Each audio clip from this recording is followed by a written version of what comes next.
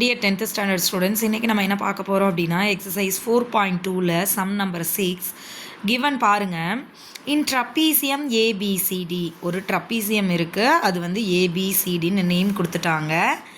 AB is parallel to DC, அதாவது ஏபிங்கிற side டிசிக்கு பேரலாக இருக்குது.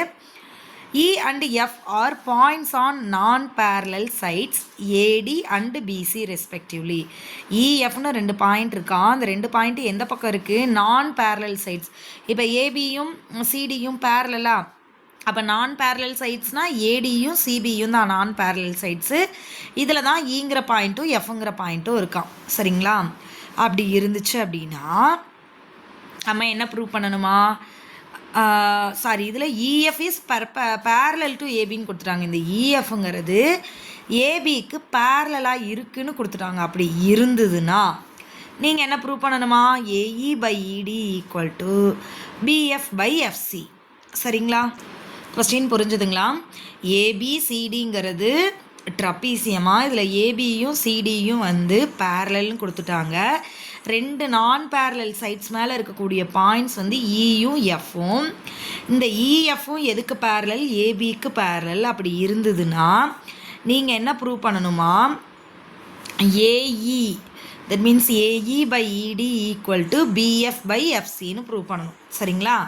இப்போ கொடுத்துருக்கிறத தான் இங்கே எடுத்து எழுதியிருக்கோம். ஏபிசிடிங்கிறது ட்ரப்பீசியம், ஏபிங்கிறது பேரலல் டு சிடி, இஎஃப்ங்கிறது points on the non parallel sides and EF is parallel to AB. சரிங்களா? இப்போது நம்ம பிடியை ஜாயின் பண்ணி விடுறோம். எதுக்காக மேம் ஜாயின் பண்ணுறோம் அப்படின்னா, இங்கே ஒரு ட்ரையாங்கிளை மேக் பண்ணிட்டா நம்ம என்ன செஞ்சுக்கலாம்? பிபிடி தியரம் யூஸ் பண்ணிக்கலாம். பேரலல் அப்படிங்கிறனால பிபிடி தியரம் யூஸ் பண்ணி ஈஸியாக சம சால்வ் பண்ணிடலாம். சரிங்களா? அதுக்காக பிடியை நீங்கள் வந்து ஜாயின் பண்ணுறீங்க. அப்போ பிடியை ஜாயின் பண்ணும்போது கண்டிப்பாக இந்த லைன் இந்த இஎஃப்பை கட் பண்ணிட்டு போகுமா? அந்த பாயிண்ட் ஓ. சரிங்களா? இப்போ பாருங்கள், உங்களுக்கு பிஏடி இது ஒரு ட்ரையாங்கிளாக தெரியுதா? அதே மாதிரி டிசிபி இது ஒரு ட்ரையாங்கிளாக தெரியுதா? ஸோ இதை தான் எடுத்துகிட்டு இப்போ நம்ம ப்ரூவ் பண்ண போகிறோம். சரிங்களா? முதல்ல ட்ரையாங்கிள் பிஏடியை எடுத்துக்க போகிறோம். சரிங்களா? Triangle BAD or ABD or DAB, இந்த ஏபிடிங்கிற ட்ரையாங்கிளை எடுத்துக்க போகிறீங்க. இதில் என்ன சொல்லிட்டாங்க? இந்த இஎஃப்ங்கிறது ஏபிக்கு பேரலல். அப்போ இலேருந்து எஃப் வரைக்கும் பேரலல்னால் கண்டிப்பாக இலேருந்து ஓ வரைக்கும் இருக்கிறதும் கண்டிப்பாக பேரலல் தானே. ஸோ அப்போ இந்த EO is parallel to AB. பேரலல்னால் நம்ம என்ன படிச்சிருக்கோம்? பிபிடி தியரம் யூஸ் பண்ணலாமா? பிபிடி தியரம் படி AE by ED equal to BO by DO படிச்சிருக்கோமா? AE by DE equal to BO by OD. சரிங்களா? அது இங்கே எழுதிட்டோம். இப்போ அடுத்து என்ன செய்ய போகிறோம் அப்படின்னா, இந்த பிடிசியை எடுத்துக்க போகிறோம். இந்த ட்ரையாங்கிள் எடுத்துக்க போகிறோம். இங்கேயும் அதே மாதிரி தான். இஎஃப்ங்கிறது பேரலல் டு ஏபி. அப்படி இருந்துச்சு அப்படின்னா ஏபிக்கு பேரலாக இருக்கிறது டிசிக்கும் தானே பேரலாக இருக்குது. ஏன்னா டிசியும் ஏபியும் ஆல்ரெடி பேரல். அப்போ இதுக்கு பேரலாக இருக்கிறது இதுக்கும் பேரலாக தானே இருக்கும். அடுத்து இஎஃப் ஃபுல்லாக பேரலல்னால் இஎஃப்பில் பாதி இந்த இஓ இதுவும் பேரலாக தானே இருக்கும். So DC is parallel to OF or OF is parallel to DC. சொல்ல வர்றது புரியுதுங்களா?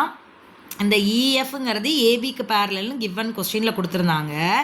பட் ஆல்ரெடி என்ன சொல்லிட்டாங்கன்னா ஏபியும் சிடியும் பேரலன்ட்டாங்க. அப்போ இந்த லைனும் கண்டிப்பாக பேரலாக இருக்கும். சரிங்களா?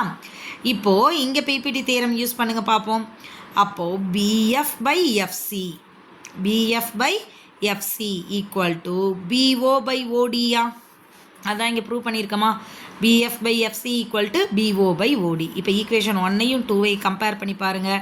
உங்களோட right hand side equal BO by OD தான் இருக்குது, இங்கேயும் பிஓ பை ஓடி தான் இருக்குது. அப்போ ரைட் ஹேண்ட் சைடு ஈக்குவல்னா லெஃப்ட் ஹேண்ட் சைடு ரெண்டும் ஈக்குவலா? ஸோ 1 and 2லேருந்து என்ன சொல்லிடலாம்? AE by ED equal to BF by FC.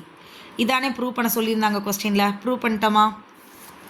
ஒன்றும் இல்லை, ஒரு ட்ரப்பீசியம் எடுத்துக்கிறோம். இதில் பேரலாக இருக்கக்கூடிய லைனை வச்சுக்கிட்டு இப்போ பேரலல் அப்படிங்கிற கண்டிஷன் இருக்கிறனால பிபிடி தியரம் யூஸ் பண்ண போகிறோம். அதுக்காக இந்த லைனை ஜாயின் பண்ணுறோம்.